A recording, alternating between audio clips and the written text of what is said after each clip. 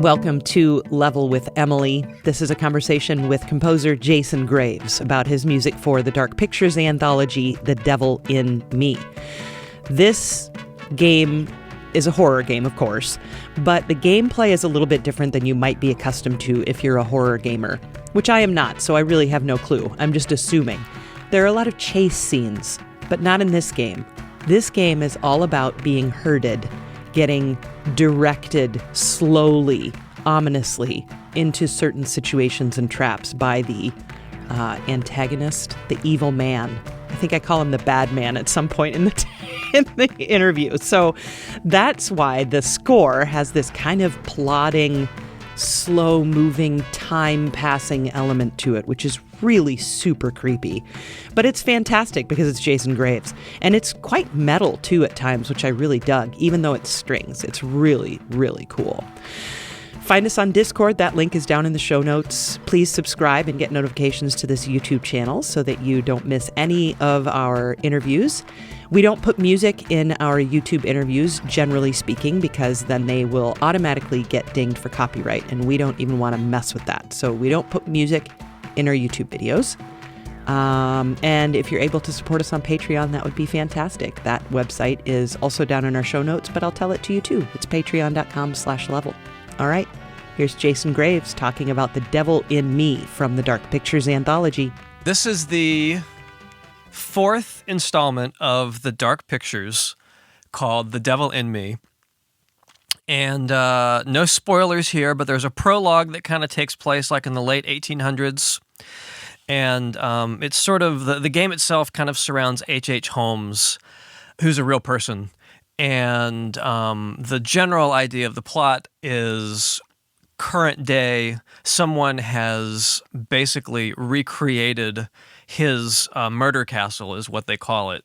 He was this horrible person that built this place with all these trap doors and sliding walls and crazy stuff. So there's a camera crew that gets sent to this island because they're doing a documentary. And then, of course, everything goes crazy from there.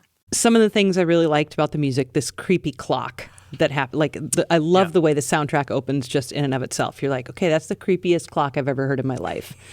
And this is a theme throughout. It's like the passage of time. I'm not sure, but I thought that was a really cool touch. So can you talk to me about that aspect of it? The gameplay. I love that you call that out, and this is why it's so much fun having these interviews with you. You just have a more like composerly, musical sort of slant on all of your comments, and I love it. All right, so the point of the game is this film crew is trapped in this castle, and it's not a there are some psychopath chasing you scenes, but most of it is more about being caught in some sort of a trap and trying to get out, and there's a timer, or you've got actually there's a lot of timers involved in these, and when you do see the killer and you're running for your life, he's just walking. Even if he's got this creepy mask on and he's carrying an axe, he's just walking at a normal pace, because what he doesn't want to kill you, he wants to get you into one of his traps somewhere. So he's sort of luring you and chasing you certain directions, and there's all kinds of crazy stuff that can happen, which is great. So I love the idea of the music being very steady with a pulse that did something that was not frenetic and crazy. It was more about the slow, laborious buildup of this person slowly walking towards you. So that was part of the idea of the clock. Yeah. Or the ticking, or whatever mechanical sounds those were. The second one is there are a lot of, this is going to creep you out even more, but there's a lot of like articulated mannequins.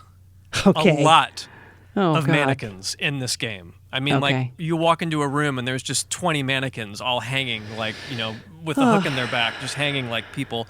Oh, dear. But some of them are hooked up to machines, so they move, and they're like animatronic almost.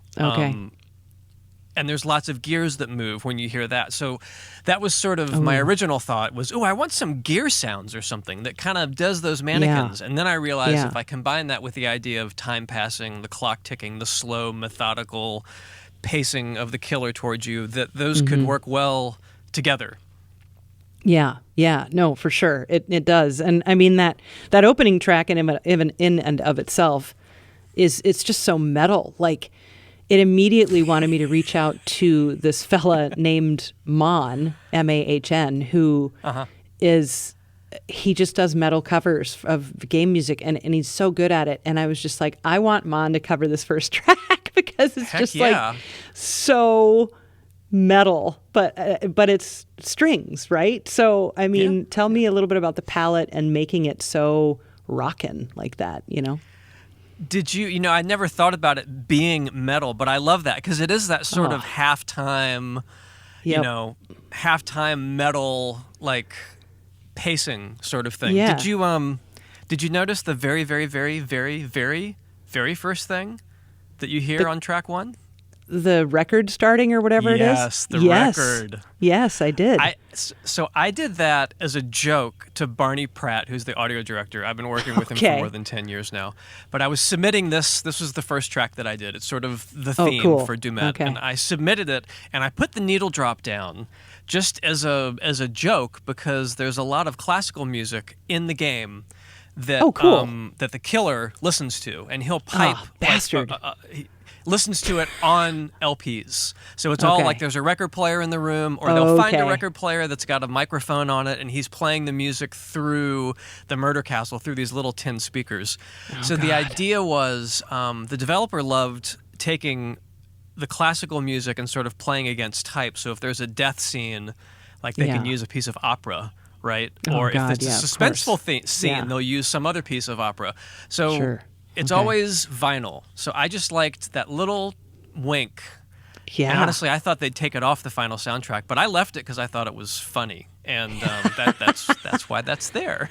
Awesome. Yeah, no, I noticed it. I really liked how it all started that way, with like these extra musical sounds, right? I thought that was really cool. It definitely sets the scene. And, with regards to the orchestra, I just loved how like lush and crunchy the chords were, but like crunchy, just dense, like kind of vibrancy, I really liked that. Yeah. There was a lot of discussion before I started working on this between Barney and I about the aesthetics of the score. Every score sounds a little different, the instrumentation and everything, but it's also different recording techniques. And one of the things they were really going for, vibe-wise, was like kind of 50s noir, like Psycho or something like that. Like not the music and not the black and white and not the murder, but like the vibe of that noir sort of feeling. So it's sort of like a callback at the beginning of the game when you see this late 1800s prologue that's like 15 minutes long. The rest of the game is modern day, but there's a lot of callbacks to that prologue in the game throughout. So I worked on getting the orchestra. This was all during at the tail end of lockdown, but there's some orchestra samples that were recorded basically with the Bernard Herrmann estate, Spitfire Audio in London. They did these basically throwback 50s recordings, sampling sessions of the orchestra, exactly the way that Herman would have used the microphones and the placement. So a lot of the sounds that I used, since we couldn't book any studios or anything, a lot of those sounds are from that literal Bernard Herrmann sound set. So when you hear the strings and you hear the brass is actually my brass, but I use the microphones that were closer. Okay. The idea is it's more like a studio orchestra. So they're a lot more up in your face. You can hear the bow on the strings. And a lot of the piano and the harp and vibraphone and everything are all live. I recorded those myself. So it's sort of a mishmash, but even with the piano, I mean, I didn't put any reverb on it. It's just my stereo microphones over the piano. Wow. So that bum, bum, bum, bum, dum, dum, that ticking kind of ascending 4-note thing that just permeates the entire score. Yep. That was mostly done with all the live instruments. And then the strings especially were the Herman strings. Samples. So 2 things I have to say about that. I literally, when I was listening to it, I was like, why does this remind me of Bernard Herrmann? Like, what? And I just thought, well, there must be some voicing thing happening or something that I'm just not, studied on his music enough to be able to pick out. But then I just kind of discarded that thought because I was like, well, it's late 1800s is when, the origin, but then it's modern. So that's so weird. That's amazing. So when you said that, I was like, holy shit, if he says Bernard Herrmann, I'm going to be like, what the hell? That's crazy. I said Bernard That's Herrmann. Crazy. You did. And I didn't even write it down because I just thought, no. Well, there is. I mean, amazing. Come on. There is, like, if you do a minor major 7 chord, that's basically the chord of Bernard Herrmann. That harmony is what he used all the time. And if you do a major chord with a major 7, that also sounds very Herrmann-y. Or if you move things by half steps. I mean, I didn't go out of my way and study Bernard Herrmann for this, but I'm familiar with kind of some of those little nuances of his music. So, something like The Journey, track 2 on the OST, that probably sounds very Herrmann-y because it's got like flutes in triads and then strings in triads doing the same thing. The simplicity of his voicing and just the way that he wrote in block chords like that, but then just completely messed up the harmonies in such a good way. Right. I really love. So it's sort of like the harmony is kind of a touchstone to him, but not in a way that like, I studied Psycho and looked at the chords. It was more like, what does Bernard Herrmann sound like to me? And what is that like through the lens of what I need to do for this game? Amazing. So the other thing, you brought up the 4-note motif, and initially when I heard it, I heard it as so fucking nerdy. I heard it as a first inversion major triad, then with a flat third added on top. And then later I started hearing it as like just 2 stacked minor thirds that were a fourth apart. So because like that stuff for some reason like matters to me. I'm always like, what am I hearing here? And then I have to figure out the intervals and the whatever. So I just then became very curious to what your intent was with that musically, because there seems to be a lot of play between major and minor thirds, which also was really fun. Yeah, and that's the beauty of harmony, right? Yeah. Like you can imbue this complete like schism of good or evil. Like, are they going to help me or are they going to kill me? Like, is it major or is it minor? Being able to use both of those. Yeah. So I'm looking at the keyboard. So for all the musical people, like the main little ascending thing, I was thinking minor triad with a major 7, but I didn't want it to sound exactly like that. So I just raised the 5th up to the flat 6th. That's where you get, if it's like C minor, that's where you get C, E flat, and then not G, but A flat and B natural. But as soon as I did C, E flat, A flat, B natural, I'm playing it on the piano, right, in octaves, bum, bum, bum, bum, bum, bum, bum, but then I start inverting it, and all of a sudden it's A flat, B natural, C natural, E flat. Now it's an A major / A minor, like all at the same time, right? Yep, exactly. All those 7th chords are just so cool. I mean, they are, It's awesome shit. Yeah, it's good stuff. Wait a second. Yeah, so the tracks on the album are pretty long, and that made me nervous because it kind of implies that these are like long scenes full of terror, like, The Watchful Eye or something. These are like 6, 7, 8 minute tracks or something like that. And I'm just like, oh my God, this, because clearly I understand that on the soundtrack you're stitching things together, but I'm like, wow, he's stitching together a lot of fear right now. I've gotten, since I did the first Moss, which was maybe 4 years ago, I've gotten a lot more, or a lot less fastidious in the way I compose and export my cues, especially with the dark pictures, because there's so much material game-wise that needs to be covered. And it's not the kind of thing where we're going to do 6 hours of music. So what I end up doing is there's all kinds of suites and toolkits and things that I do for each game that's like the interstitial, very like technique-oriented textures and things that are scary.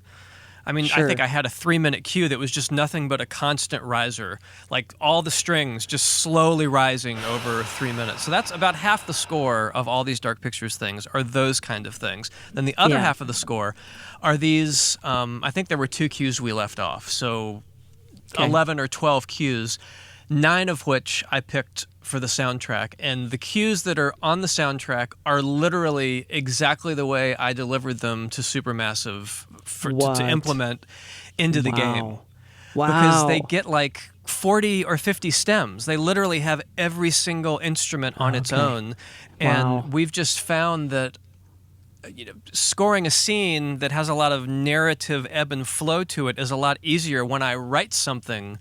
When I write a piece of music that has a lot of narrative ebb and flow to it, and they can, drop it into Pro Tools, transpose it up or down, make it slower or faster, do whatever they need to do to match.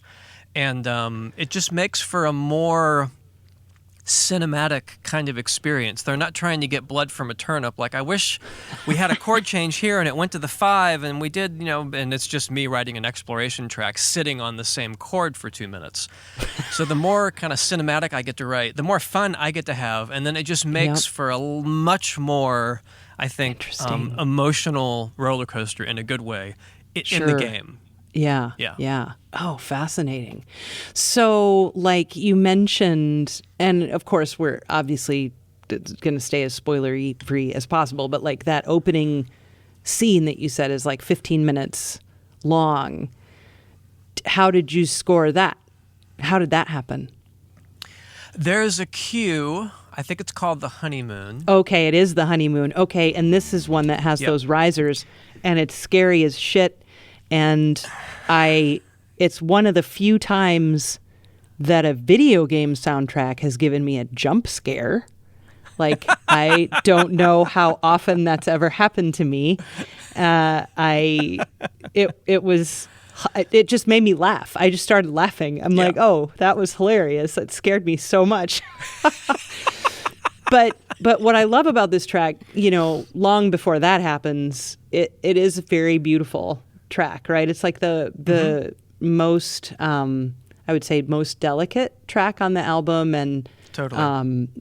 Has all the piano, which adds to the delicacy, and it kind of adds to this purity because piano is so clear, like you said, you mic'd it up real close, and it's very intimate sounding. So tell me more about that amazing track, The Honeymoon. So The Honeymoon and Dumet. The first track on the soundtrack and the 7th track. Those were the first 2 cues that I wrote. I started with Dumet because that was going to be the main theme. Then the next cue that needed to be done, Barney was saying, and he always loves to do this, he verbally paints himself into a corner. He says, there's no way, I know there's no way for you to do this, but let me tell you what we need. I'm like, okay. It'd be great if we could have a piece of music to use when the newlyweds are like having a pillow fight at the beginning and everything's real cute, and then also if they're having a conversation at the table in present day and there's sort of like some emotional things going on, or maybe there's like a touchstone that 2 characters have that's like an emotional callback to their relationship previously. And I was like, yeah, totally. Like, why don't I start with piano? And I love that I could just do the bum, bum, bum, bum, but just put it in like a major 7 or a minor 7, like tonally be able to do that. I really enjoyed. And that I did build that with the string riser. I think that was in the hotel. The hotel has the string riser at the end, I'm pretty sure. Okay. Wait, let me look at my list. Oh, that's the one. Yes, that's the hotel. You're totally right. Yeah, and that was that I put that together afterwards because I liked the idea of having something on the soundtrack that sort of had that like starting out good and then just like totally going off the rails later. But the honeymoon and the hotel are very similar, background for composition. Well, and the hotel has that creepy solo in the middle, and I don't know if it's like trumpet doubling flute or what exactly, how you orchestrated that creepy solo that happens in the middle that kind of, it's almost like it warps like a record out of tune, and you know what I'm talking about? It's like halfway through. Yeah. What is that? It's I think it's flute. And what though? Flute and... Just flute? I think it's flute and English horn, maybe. English horn. Together? Okay, that makes sense. Yeah. Okay. But a lot I couldn't of the tell if it was it's just a lot of weirdness because it was. I have all the individual instruments, right, and all the live tracks are individual. So I was changing the pitch afterwards of a lot of them, like modulating it up and down and kind of making it start just to feel like, a little queasy, a little like seasick in a way. Yep. Which is tricky because you get used to that really quick. You're like, I need to do more, and then you go get a coffee and you come back and you're like, oh my gosh, this is comical. It's way too much. And you got to pull it back. So who was live? You did the harp because I heard harp, which was lovely. In a few of the tracks, and the piano, and there was something else you said that you did. The vibes, yeah. Oh, vibes, of course, yep. And then what else was live? What else did I play? Well, there's lots of synths and things that I did, but that's not live, like live no, instruments. I know what you mean. Yeah, I wasn't sure if you brought in any soloists or anything like that. No, just me. I did a lot of strings on this. Not the pretty strings. A lot of the really nasty sounding strings. Yeah. The colegno, right? You do that in, which is when string players play with the back of their bow, right? The wooden part. And I mean, anytime that happens in music, it's so freaking creepy. And it happens in the island. That's where I hear it. So did you do all that, or did you do a sample for that?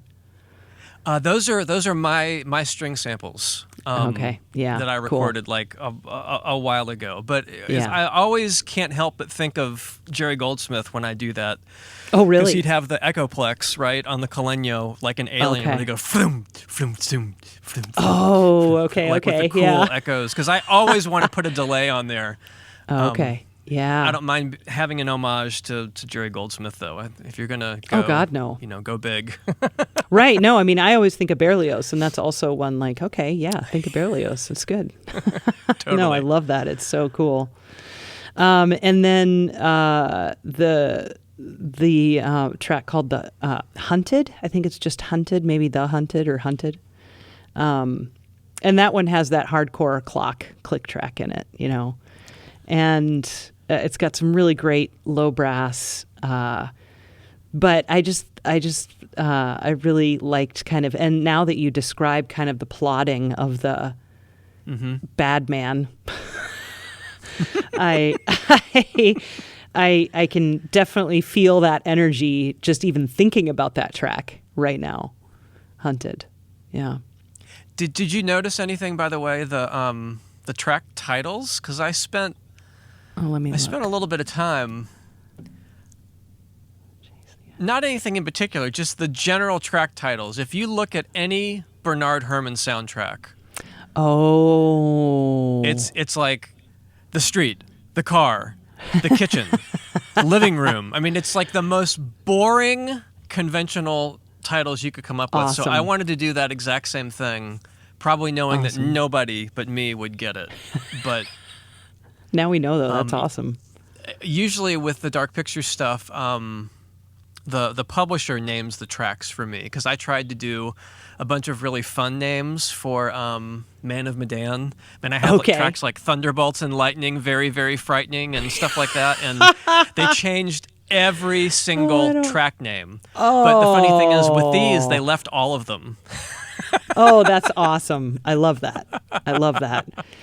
It reminds me of kind of the opposite of the second Dead Space soundtrack, actually, which had a lot of really funny titles. Not funny because they're terrifying, but it was like... They're hysterical.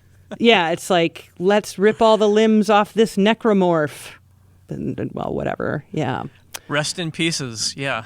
Rest in pieces. Yes. Oh, God. So good. Yeah. The first one, not so much. I think my favorite track off of that was from the creepy, super creepy level where the babies like are necromorphed and they're attacking you in the nursery. And I called that track Say Hello to My Little Friends. Come on. You got to bring some humor to the terror and abject horror, right? Oh. Do you mind if we just, briefly mention how amazing it is that they remade Dead Space and left all of your fantastic and absolutely legendary music intact in there, which is great. Right? I can't think of a higher compliment than remaking an entire game. I don't really know, honestly. I haven't done a lot of research about it, but I think a lot of the audio, like the original necromorph sounds and things, I think a lot of the audio stayed. Because let's face it, audio from 15 years ago doesn't necessarily sound better today because we sort of had pretty good capture quality for games and everything back then. So all the audio in general, I think, kind of got a little spit and polish on it, but really amazing to have that game come back out, and literally a whole new generation of people are able to play it and throw their remotes across the room again. Yeah, my neighbor across the hall, Matt, he went and picked it up. He has a PS5, but he must be the kind of dude who likes to collect the actual thing. So he went and got it, and he's like, you can borrow it if you want. And I'm like, I don't know if I can. But I was asking him about it today. I'm like, so how is it? And he's like, intense. And he played it, of course. He played the original years ago. But he was just like, intense in all caps. And I'm like, well, maybe I'll borrow it. And maybe I'll stream a little bit of it or something. And he's like, good luck. It's intense. It's just funny. I'm like, oh my gosh. Whew. But yeah, I'm so glad that your music is still in there. That's pretty awesome. Were you working with Dave Faiza? I know that was one of his first games. Did you work with him at all on that? He was one of the audio guys. Yeah, He's at Valve now. He was like a second in command audio dude for the first Dead Space. Don Vecca was the main guy. Oh, that's right. Charge. Of course. So he's the one that I interfaced with like 99% of the time. But I mean, I was out there at EA at least 3 or 4 times a year playing the game for 2.5 years. So I saw Dave all the time too. God, you're so brave. You're so brave. I love how that's where I go. I'm like, oh my God, you're so brave. Oh, that's amazing. So talk to me a little bit about then the process for The Devil in Me in terms of, are you just watching screen caps? Are you actually playing it? Are you just art inspired or what kinds of visuals were you privy to? Not playing it, just because it was too much of a hassle to get a rig over here, but definitely... Sure. Plenty of quick times, lots of all the lore and the backstory and the scripts and everything else, and most importantly, getting captures once they've put the music, the actual finished music, into the game. Because a lot of it is pacing, which I mean I know it sounds super simple, but this is not Until Dawn.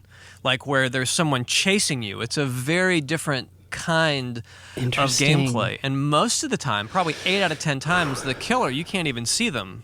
You've got characters just like stuck on either side of a door looking at each other through a window, and they're trying to help each other, and it's very slow and methodical. Oh my God. So I kept thinking that everything I was doing was so boring.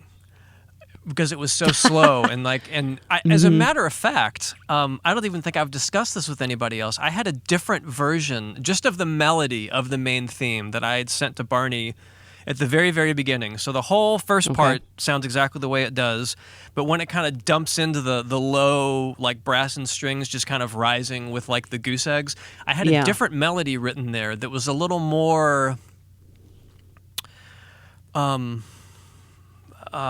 ornamented, like it had more notes, and the chords changed more.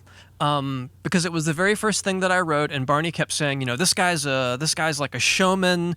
He's like, super impressed with himself, and he plays this music, this opera music, so he's very dramatic. So I was writing this sort of dramatic melody, and we went back and forth with it a couple times, and finally Barney just came back and said, "Okay, I'm sorry. Everybody loves the track, but the melody, we can't figure out how to get it to work anywhere because it's too flamboyant. Like it's too busy. It's jumping around and it's a great melody, but it's just not really working." And I was like, okay, no problem.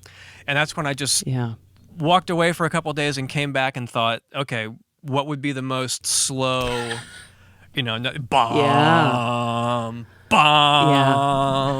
and just kind of build it up. But I felt like such a loser doing that, because it was so simple. But I think a lot of times the simple things are what is really, really hard, because it takes a lot of self-control to be that simple. And I felt really stupid about it, but then I said it to Barney, and he's like, "This is perfect. It's exactly what we needed." I'm like, okay. Yeah. Good. It's really funny. This morning I was listening to it again, and I was sitting on the floor, and the cat hopped up on the couch to settle in for her 8-hour nap or whatever the hell. And she jumped up there, and she started making biscuits, And the way she does it is ridiculously dainty. She just makes these tiny little paw things, and as I'm listening to this music in the background, I took a video of it. I'll share it with you, because she's mostly deaf, so she can't hear all the cacophony that's coming out of the speakers, and she's just over there being dainty while this horror music is going on in the background. It was wonderful, really wonderful. I love it.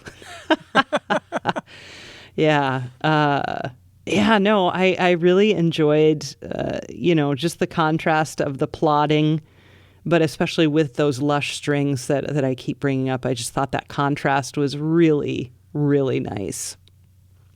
That's really great to hear. And especially commenting on the strings, because, honestly, it's been a while since I've had to do MIDI strings. I haven't done a lot of big orchestra things, in the last 4 or 5 years. And even with House of Ashes, that has strings in it, but I played all those strings because it was more, more, I could do it. It was more like sound designy, textural, kind of stark sounding strings.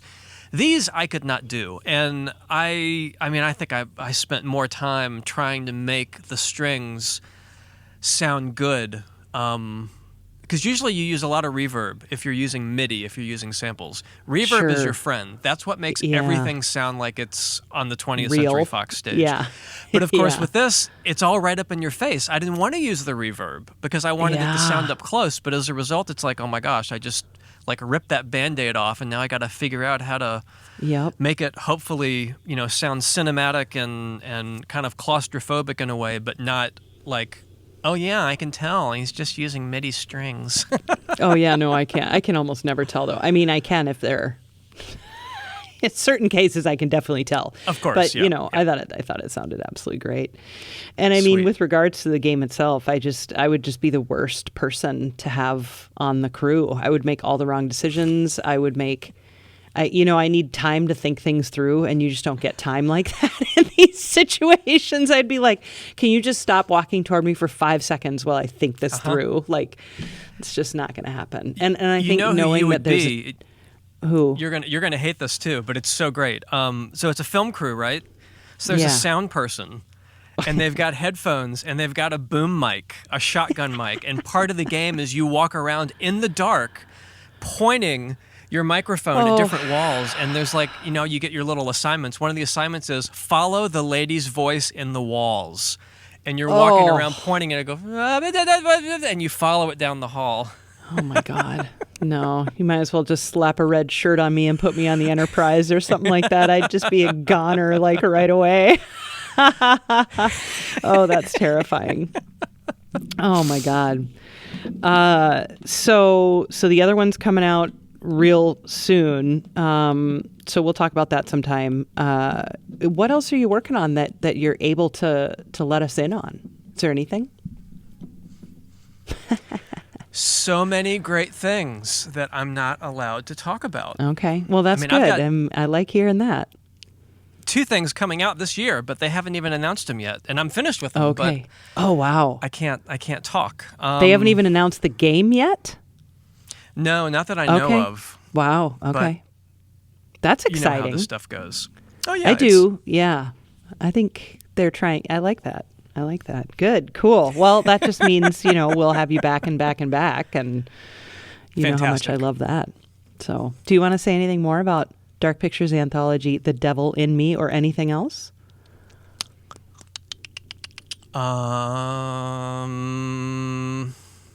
Well, it's on streaming. I know it's on Spotify. I imagine people can perhaps buy it on Amazon. I didn't look, but that's my assumption. I think it's for sale and streaming at all the places. Good. Then, stream and purchase to your heart's content. Support the art and the artist. And always so great. I got to interview Gary Scheiman just a couple weeks ago. And, you and nice. Gary and Enon, I think, were like my first 3. It's just, I just am so grateful for you guys, and obviously just for you, just to have you in this world is a wonderful thing. So thanks for chatting.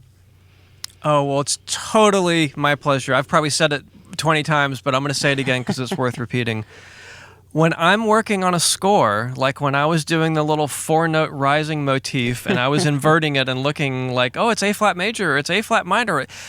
I'm serious. It's like, I can't wait to talk to Emily about this because I know that you'll get it. And not only did you get it, you picked up on it like immediately. So the feeling is very mutual. Oh, that's wonderful. All right. Well, thank you so much, Jason Graves. You're welcome, Emily Reese.